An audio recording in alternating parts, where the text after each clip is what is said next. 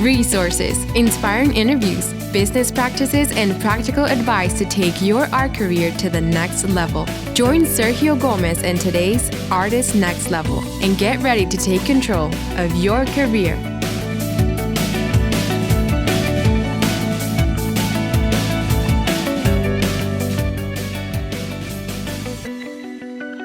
Hello, Next Level friends. Sergio Gomez here, and I want to welcome you to another episode of the Artist Next Level podcast. And I'm here with none other than Dr. Yanina Gomez. Hi, Yanina. How are you? Hi, I'm doing very well. I'm excited to be here today. Awesome. Thank you for being with us today. And today it's kind of a different podcast. We do not have an interview like we normally do, but rather more of a conversation, which I think is something we're going to be doing more often as well. Yes. I kind of enjoy those conversations where we pick a topic, we discuss it, and then we share it with our friends. So today's topic, I would like to talk about artist talks and those dreadful artist talks that many artists fear so much because we have talked also. As an artist myself, I know the first time I did an artist talk, I was nervous, I was sweating, I didn't know where to start, what to say. Now, many years later, and many artist talks later, I've been pretty confident. Now I kind of love them. I really like to do artist talks, but we meet with a lot of artists, right? That they seem to have difficulty, but you know what, though? There's nothing wrong with that. Yeah, there's nothing wrong with feeling intimidated because this might be something that is new to you, and this might be something that you're not comfortable with, and which is why you might feel intimidated about. And there's nothing wrong with that. You are not alone. There's quite a few artists that feel that way. But today, what we want you to do is to go a step further and stretch yourself a little harder and go outside of your comfort zone. Yep. And we're going to help you get there. We're not just going to throw you there like on a blank kind of the water, but no, we're going to give you 8 strategies that you can use to prepare yourself, because that's one thing. If you don't prepare yourself, then things might not go the right way. So if you want to prepare yourself, just stick around and check out the 8 strategies that we're going to be sharing with you today. So we want to invite you to visit theartistnextlevel.com, and there you will find a downloadable that we have done for you with all these tips already written down. So kind of like a cheat sheet that you can keep in your studio. So next time you're going to do an artist talk, just like, where's my cheat sheet? Pull it out, go through this. Like you said, it's normal to be kind of nervous. Yeah, even though I've done so many, I'm still getting nervous, but I have a plan, and I know how to do it. So and we're going to be sharing with you 8 steps that you can create that plan. Exactly. So let's get started. The first one, which I love, is the expert is in the room. You know, this is the idea that you are the artist, you are the expert, you were there when the work was created. You know, sometimes we are afraid of, what am I going to say? You know, what if I sound like too naive or too simple, I don't know what I'm talking or I don't know what I'm saying. Exactly. You know, what if there's other people there who are more prepared than myself, or all these negative thoughts or maybe mindset blocks, as you like to call them, they kind of fuse our vision. Tell us a little bit more about this one. Yes, and the key here is that you prepare yourself before the talk. And we do. We have worked with artists in which that they have these self-imposed barriers, or as I call them, mindset blocks, in which they have that idea that the audience is more intelligent than they are, that they might have these fancier words that you might not use. And the truth is that those are, like I said, self-imposed barriers. The fact is that no one knows your work better than you do. So the bottom line is this: you are the artist, you know the reasons why you created that piece, and you are the expert. And my advice here is, do not let mind tricks kind of trick you into that you are boring, or you don't want to do this, that you are not qualified enough. You are qualified enough, and people are there because they want to know the story behind your artwork. They want to know about you. So whatever you say, as long as you're authentic and legitimate, it is the truth. That's right. Awesome. Love that one. Let's go to number 2. The tip number 2 or strategy number 2 to get ready for an artist talk is to prepare a simple storyline, to have an idea of a path that you're going to take when you're going to be in front of the audience. And I'm sure, Diana, you have been like myself in artist talk that sometimes they go on and on forever. yeah. And the person goes back and forth. Back. There's no sequence. It's just like, oh, when is this thing going to end? And then you turn around and you see people on their cell phones just kind of waiting, when is this thing going to end? Yes. You know, and that's because the artist didn't take the time to really prepare a path, you know, or a guide. Storyline. This is where I'm going to go. This is what I'm going to do. So what we recommend, our friends and the artists that we coach, is that you take an index card and you create a simple path, a simple storyline. For example, you start number 1 with my story. You know, who am I as an artist, and where I came from. You know, something a little bit about yourself. People love to know who you are a little bit, whatever you want to share. And then after that, you can talk about the art process. You know, how is the art made? Perhaps some of you have a unique process that is involved in creating the work. Then you can talk about number 3, influences and concerns that you may have that influence the way you make art, or, you know, things that you read, things that you see, things that you experience. You know, those are all influences. And the message you want to the convey. message that you're conveying, exactly.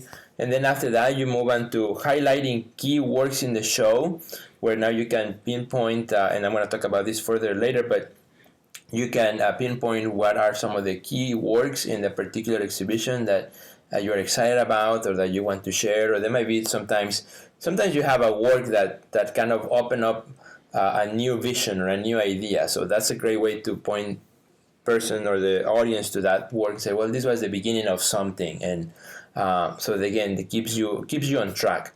And then you close it with final thoughts. So you know, this is a very simple storyline, simple path. For example, that you can just move on in the conversation, and you don't have to go back and forth, and you know, appear that you're just all over the place. Yeah, and people get lost when you don't have a plan or an outline, and they just like you said, become distracted, and then they don't pay attention to you. Right.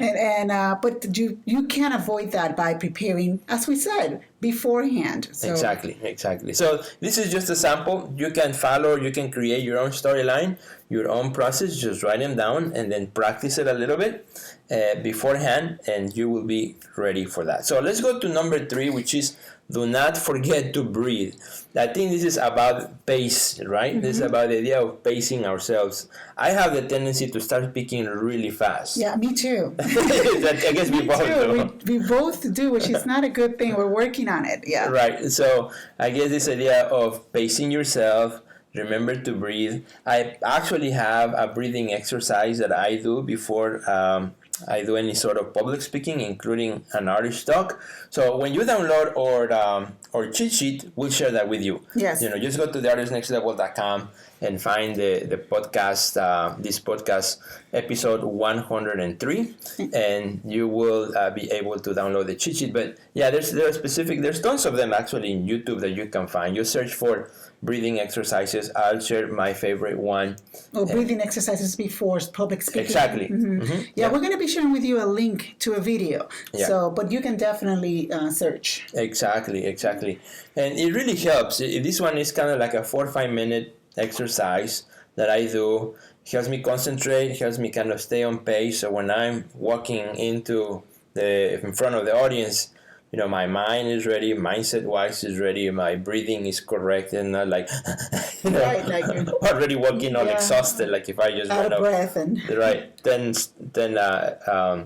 floors running, but rather have a pace, and I think this helps. And also another point I want to touch on this one, don't forget to breathe, is that silence is okay. Yes. You know, yes. Sometimes we feel like I have to fit all the words right after each other, and sometimes it's okay to say something. Like a pause. Yeah, give a little pausing pause. Yourself in between and let thoughts. people process your idea, as long as you don't do it. Over and over, and then they get lost in the in the pausing. But let people sometimes think, especially when you bring something really important, take a little break and then keep going. I think those are good points. So don't forget to breathe, very important. Let's move on to number 4. Yes. Which is one that I also love, is that one good story is better than 1,000 facts. People get bored with fact after fact after fact. And I know Dr. Ana Gomez, you are a psychologist, so you are used to facts and you like facts. Right, I do like facts, but when it comes to public speaking, I mean, there's a difference between teaching and motivating Sharing, people and yeah. sharing, and you want people to identify with your story somehow. Right. But if you continuously give facts about your work, they're going to be like, really, another one? Or facts about your life that might not be related to the work. Mm-hmm. So there's a difference between facts that are related to the work versus facts that are random. Mm-hmm. So you have to always be very selective. Yep. So And make sure that you connect with your audience with a good story. Yeah, story. People love stories. We all love stories. The stories is what keeps us engaged. I mean, you go to the movie, you don't go you don't watch a documentary or a film or anything and just expect to get facts. You want to get a story, right? Because the story is what keeps us engaged. I can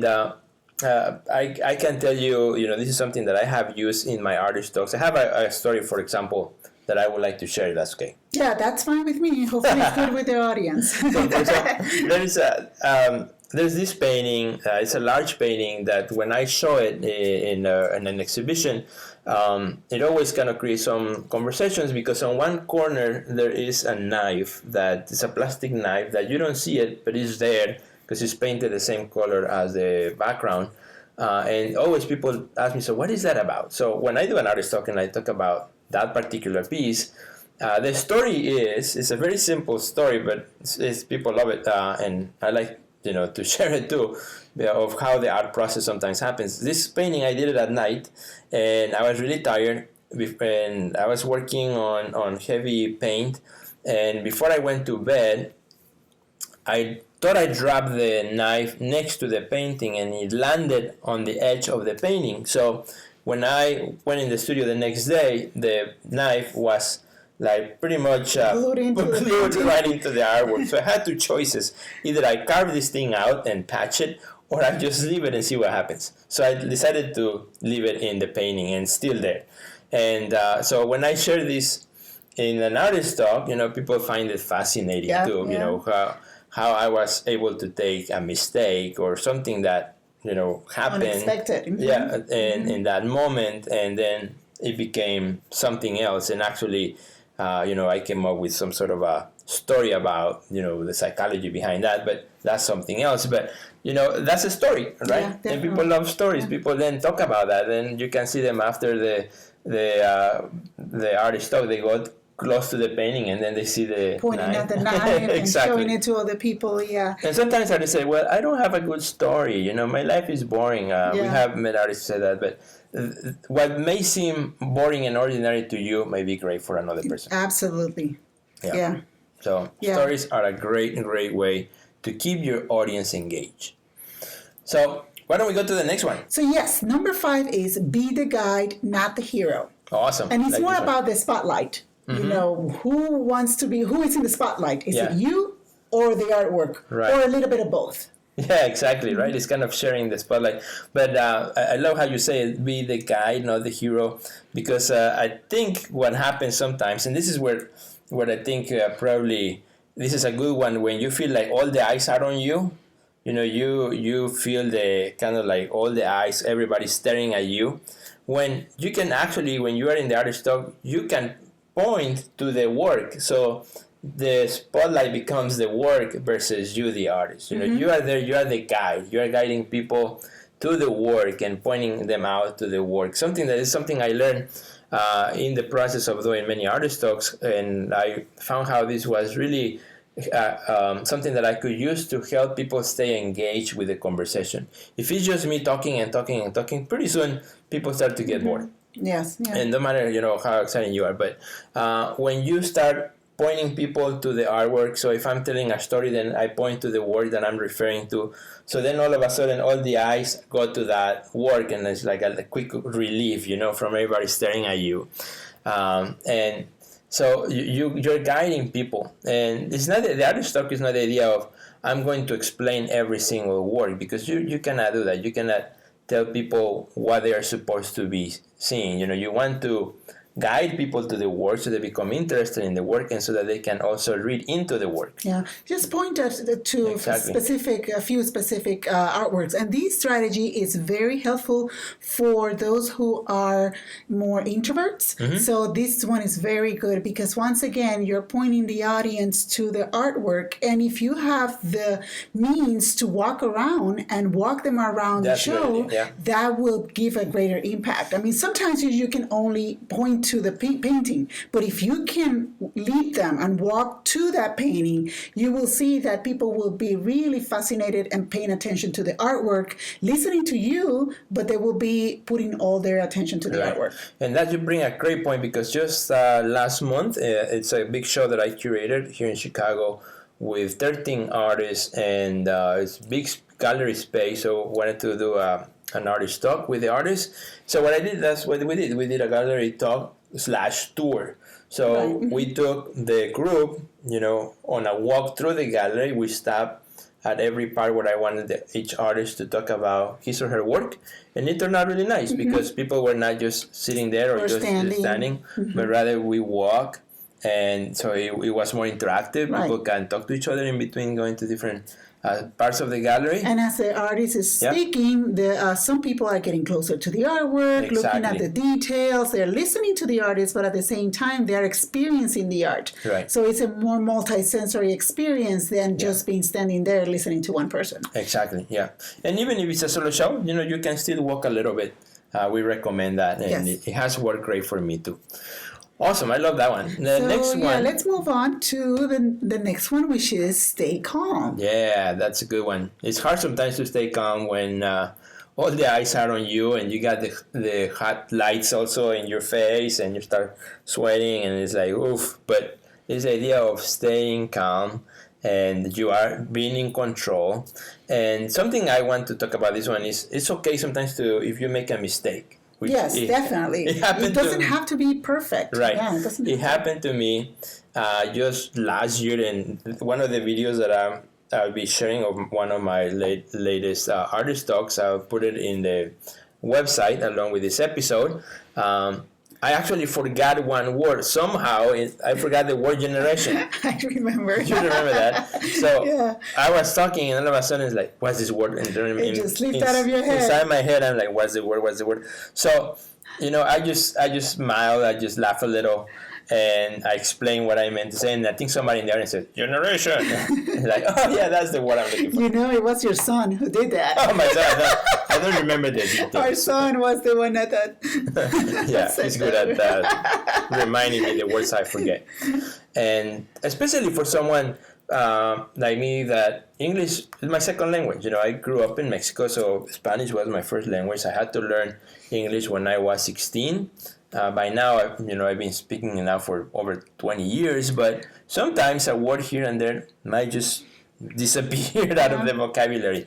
And just stay calm. Yeah. If you make a mistake, that's fine. Laugh a little and just move on. I think people appreciate that honesty. Right. Yeah. I'm sure because they can identify with you. And, and if you are not like English language learner or second language, but that if you are a native English, and you might forget a thought, your train of thought. Exactly. And you just give yourself a moment to, ground yourself again, re-ground yourself and move on. Laugh a little, smile a little bit. That always kind of eases out any tension. Yes.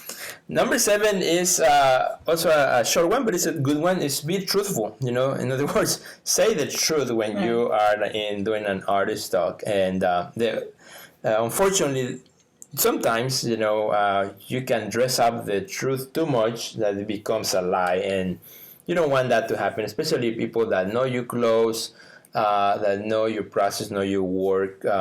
It's okay to emphasize things, but not overly do it so that it becomes a lie and just or the hyped truth, Yeah. So just be truthful. I think people in the audience will appreciate that. They will, sometimes you can smell a phony. Right. So be truthful, I think is a good one. So there's not a whole lot to say on this one. Just say that in your artist talks, just be truthful. Yeah. The audience will appreciate it. Authenticity is very important. And people can smell a phony from a distance. Yeah. So, if you want to maintain your reputation and be respected, you have to be truthful. Right. So, And number 8 is just get help. That's sometimes what we need. If you need it. If you need it, yeah. If you need the help, just go and get some help. There's some great tutorials as well on public speaking. One way to get good at it is just, put yourself in the rodeo and do it. Next time you have a show, offer to have an artist talk, even if you're not comfortable, because when you push yourself to it, you'll get better at it and get help. And also be helpful to others. For example, if you think these 8 strategies are helpful to you, hey, pass them along to another artist and tell, hey, check this out. This could be helpful for your next artist talk. Definitely. So get help is kind of recognizing the idea that we're not good at everything, right? And we can all improve. Just for example, when we wanted to start a podcast, I was terrified to speaking at a microphone. I always hated my voice on video.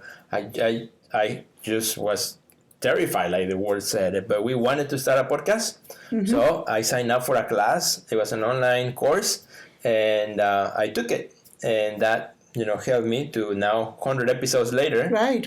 Pass that mindset block and say, well, I guess people still like it because they keep downloading it. We get the message. We're so thankful that you are still downloading our podcast, and I gotten over some of those hurdles in my own mind. But that could happen also in our artist talk. So yeah, definitely. So why don't we just cover them really quickly as a quick wrap up, and then we close the session today. So the first one is... the first one we talk about being the expert in the room, that you are the one that knows your artwork best. Yep. So own that. You got to own it. Exactly. Number 2 is prepare a simple storyline. In other words, have a plan of what you want to say so that people can follow you easily. The third one is do not forget to breathe. Take a moment to just calm yourself down and breathe in and out. It helps. It helps a lot. One good story is better than 1,000 facts. That was number 4, is this idea that input a story in your presentation. People love stories. We all connect with stories. And actually, sometimes that helps in sales too, because when people connect to your art, they're more likely to buy it. Exactly. And number 5 is be the guide, not the hero. It's the whole assumption about having the art to be the spotlight. So, That's great. Number 6 was stay calm. It's so easy to get tied up in the presentation. Just calm down. If you make a mistake, it's okay. Just relax, laugh a little, and just move on. Number 7 is be truthful and authentic, because people will appreciate that. They appreciate when you're truthful and authentic. And the last one is just get help if you need help. You can always improve your presentation and be helpful to others as well. So, my friends, thank you for listening to these 8, how many did we do? 8, yes. Thank you for listening to these 8 effective tips or strategies to prepare for an artist talk. Thank you, Dr. Diana Gomez, for joining us. It's always my pleasure to be here. And again, just go to theartistnextlevel.com /artist talk, and you can download the cheat sheet that we have for you, so you can keep it in your studio, post it somewhere. Or have it on your phone. Or have it in your phone. Yeah. Exactly. It's a nice little PDF, easy to download, that you can keep and be ready for your next artist talk. So thanks again, everybody. And we'll see you at the next level.